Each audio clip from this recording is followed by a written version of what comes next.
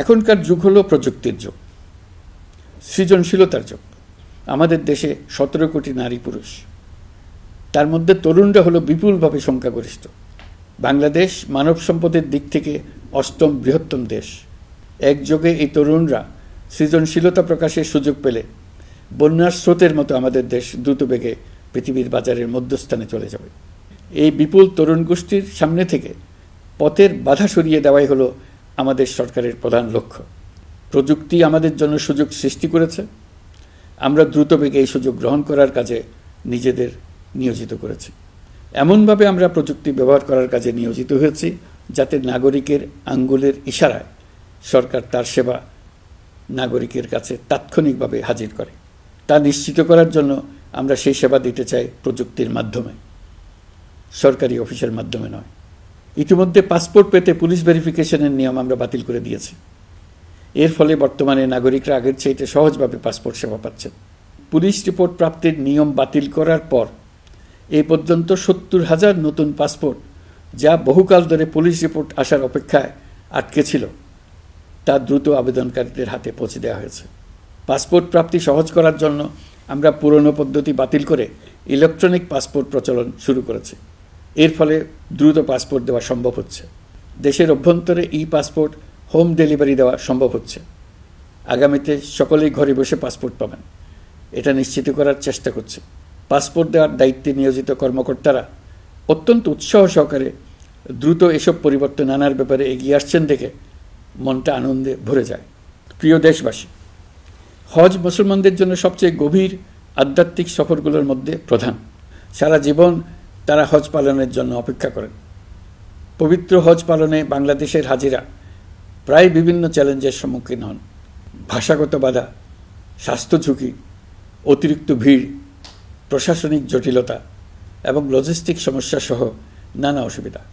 হজের অভিজ্ঞতাকে মসৃণ ও নিরাপদ করতে অন্তর্বর্তীকালীন সরকার একটি মোবাইল অ্যাপ তৈরি করেছে, যা সম্মানিত হাজিদের যাত্রার আগে, যাত্রা চলাকালীন সময়ে এবং ফিরে আসার পরেও প্রয়োজনীয় সহায়তা প্রদান করবে।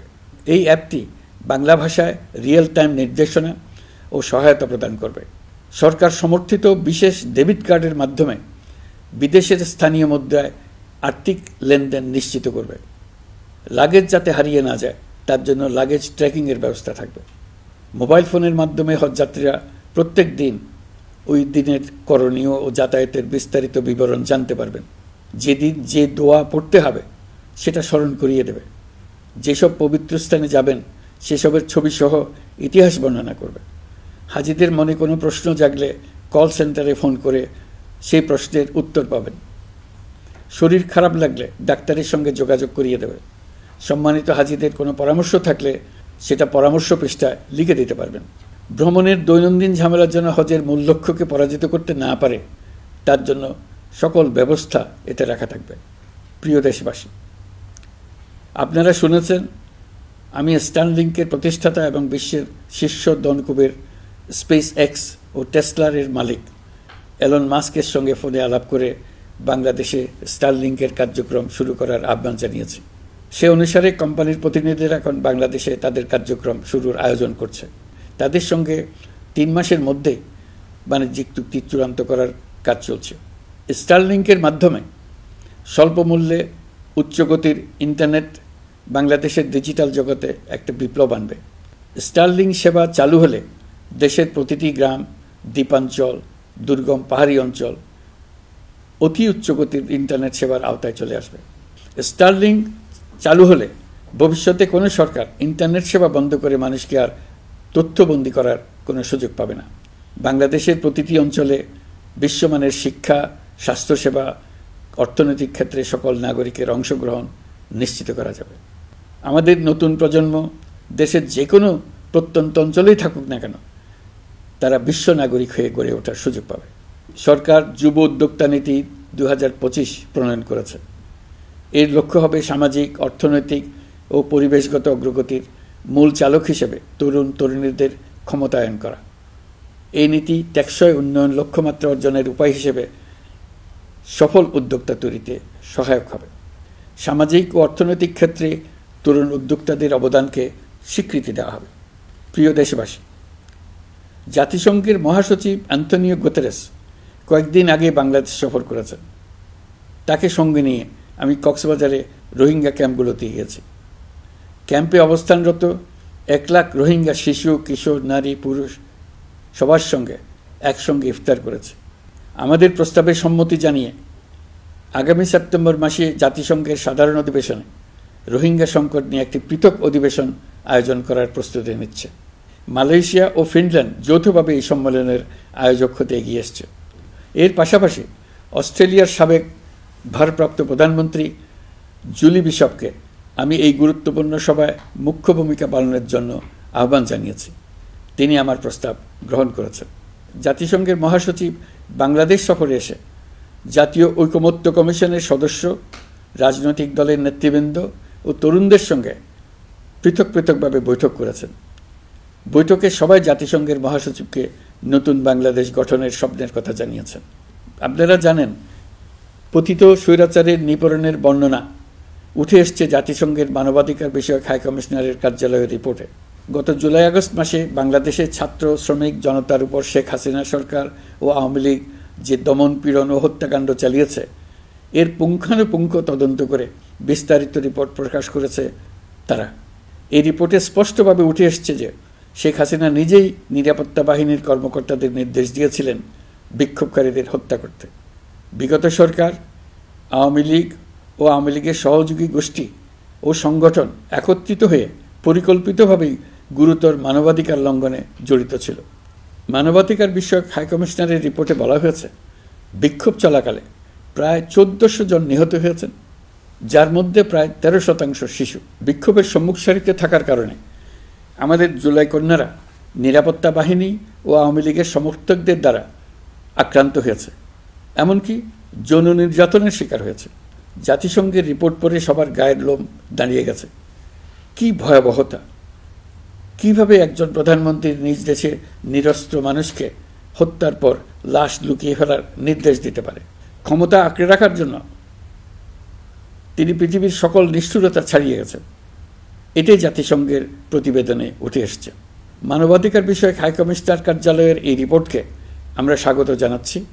প্রতিবেদনে যে সুপারিশ করা হয়েছে, অন্তর্বর্তী সরকার সেই সুপারিশগুলো গুরুত্বের সঙ্গে বিবেচনা করছে।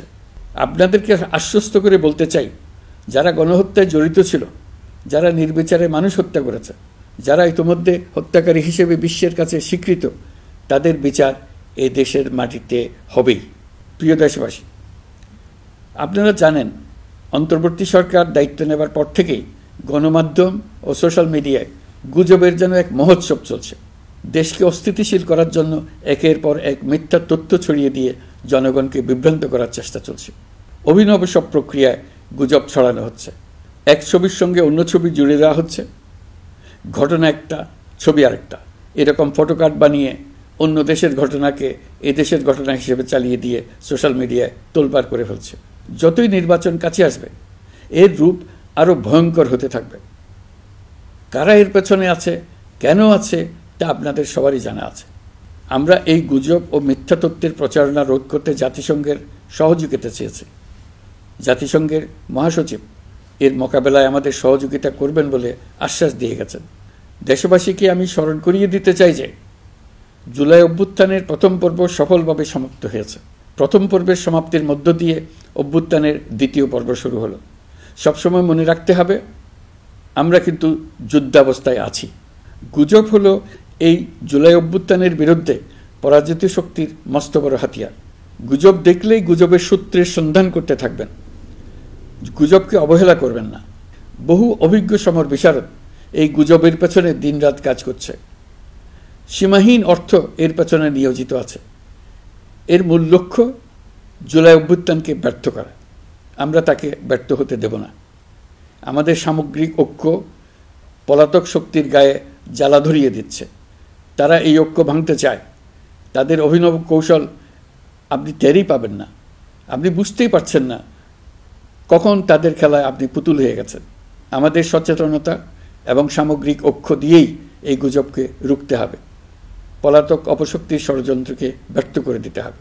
প্রিয় দেশবাসী, আপনারা জানেন, ইতিমধ্যে জাতীয় ঐকমত্য কমিশন তাদের কাজ শুরু করেছে। 6টি সংস্কার কমিশনের 166টি সুপারিশ ও পূর্ণাঙ্গ প্রতিবেদন সহ 38টি রাজনৈতিক দলের কাছে চিঠি দেওয়া হয়েছে। ইতিমধ্যে রাজনৈতিক দলগুলোর সঙ্গে বৈঠক শুরু হয়েছে। দেশের রাজনৈতিক দলগুলো খুবই ইতিবাচকভাবে সংস্কার কাজে সাড়া দিয়েছেন, তাদের মতামত তুলে ধরছেন।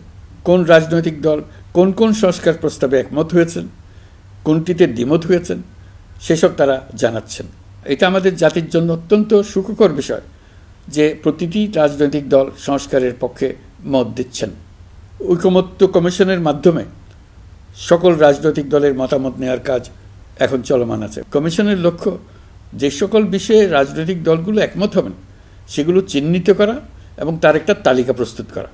যে সকল দল এতে একমত হয়েছেন তাদের স্বাক্ষর নেওয়া। এই তালিকাটাই হবে জুলাই চার্টার বা জুলাই সনদ। আমাদের দায়িত্ব জাতির সামনে পুরো প্রক্রিয়াটা স্বচ্ছভাবে তুলে ধরা এবং প্রক্রিয়া শেষে নির্বাচনের আয়োজন করা। নির্বাচনের ব্যাপারে আমি আগেও বলেছি, আবারও বলছি, এবছর ডিসেম্বর থেকে আগামী বছরের জুনের মধ্যে নির্বাচন হবে। আমরা চাই আগামী নির্বাচনটি বাংলাদেশের ইতিহাসে সবচেয়ে অবাধ, সুষ্ঠু ও গ্রহণযোগ্য নির্বাচন হবে। এই জন্য নির্বাচন কমিশন সব ধরনের প্রস্তুতি নিতে শুরু করেছে। রাজনৈতিক দলগুলো ব্যাপক উৎসাহ উদ্দীপনায় নির্বাচনের জন্য তৈরি হতে শুরু করবে বলে আশা করছি। প্রিয় নাগরিকবৃন্দ, আমাদের দেশের নারীরা দীর্ঘ আন্দোলনের মাধ্যমে বহু বছর ধরে অনেক বাধা পেরিয়ে একটু একটু করে সামনে এগিয়ে যাচ্ছে। স্বাধীনতার 54 বছর পরেও এদেশের নারীরা অর্থনৈতিক, রাজনৈতিক, সামাজিক বৈষম্যের শিকার। বাংলাদেশের ইতিহাসে এখন পর্যন্ত যত আন্দোলন সংগ্রাম হয়েছে তার মধ্যে জুলাই গণ অভ্যুত্থানে নারীদের অংশগ্রহণ ছিল সবচেয়ে বেশি। গণ অভ্যুত্থানে নারীরা দুঃসাহসিক ভূমিকা রেখেছে। পুরনোকে দূরে ঠেলে দিয়ে নতুনের ভিত্তি স্থাপনের প্রতিজ্ঞা নিয়েছে। তারা ব্যাপক সংস্কারের কথা বলেছে। সর্বত্র নারীদের ভূমিকা আরও জোরালো করার কথা বলেছে। আমি মনে করি জুলাই গণ অভ্যুত্থান বাংলাদেশের প্রেক্ষিত বদলে দিয়েছে। জুলাইয়ের পর নারীদের অবস্থান ইতিবাচকভাবে পরিবর্তন হবে, সেটাই আমরা চাই। আমরা বাংলাদেশ নিয়ে নতুন করে ভাবতে চাই, আর এই নতুন ভাবনায় নারীদের অবস্থান উচ্চতম পর্যায়ে অগ্রাধিকার পাক, সেটাই আমরা চাই।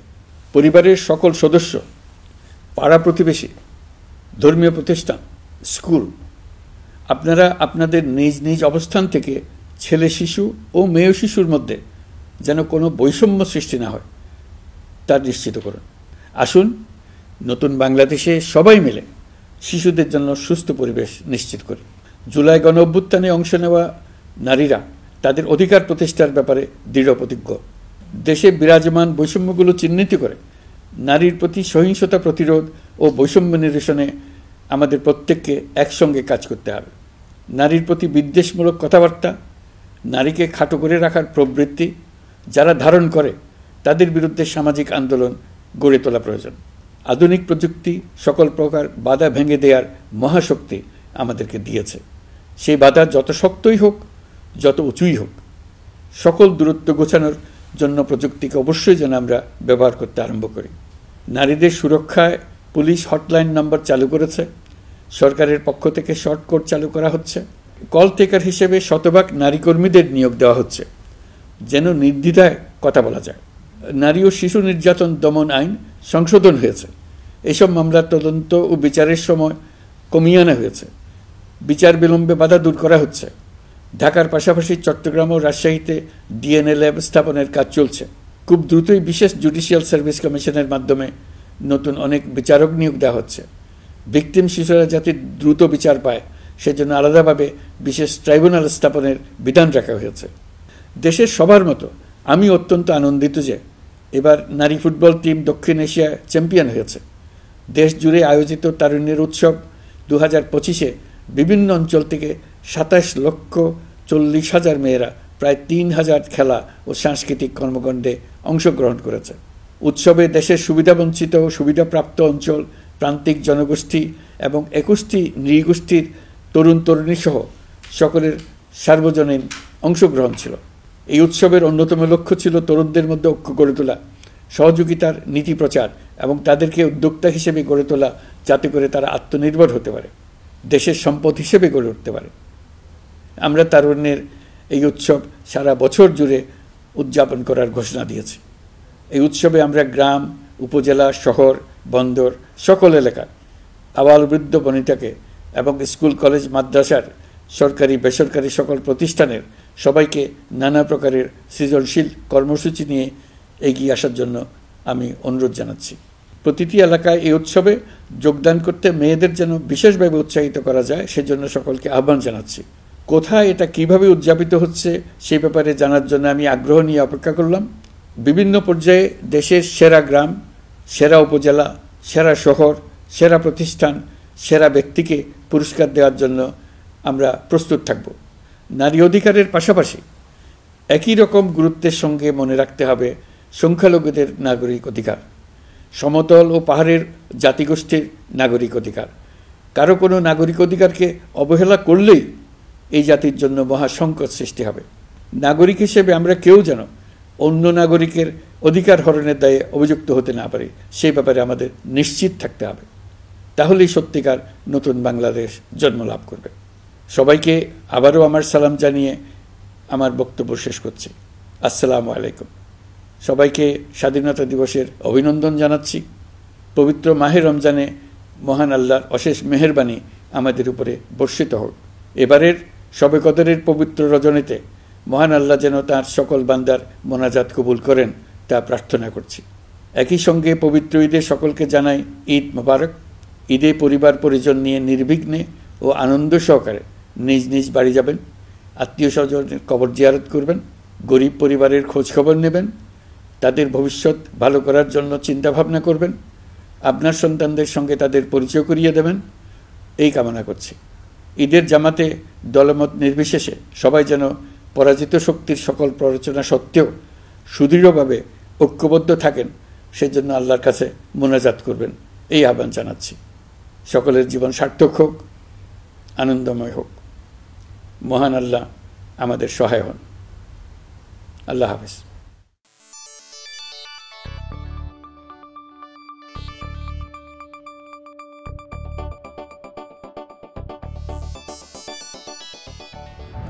আপনারা দেখছেন প্রবাস বার্তা।